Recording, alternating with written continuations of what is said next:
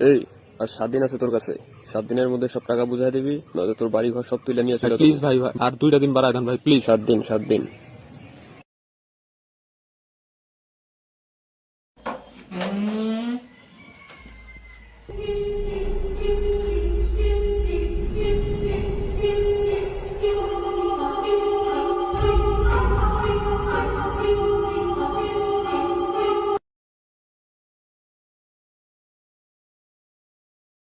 Call করার জন্য আপনার পর্যাপ্ত ব্যালেন্স নেই।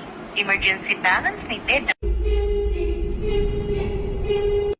রাধে, আরে তোকে আমি কয়দিন খাওয়াবো? আর কথা আমার একার পক্ষে কি, আমি কি চাকরি করি? আমার কি প্রতিদিন তোরে খাওয়ানো সম্ভব? তোরে আমি চালাইতে পারবো না, তুই তো যা তো যা।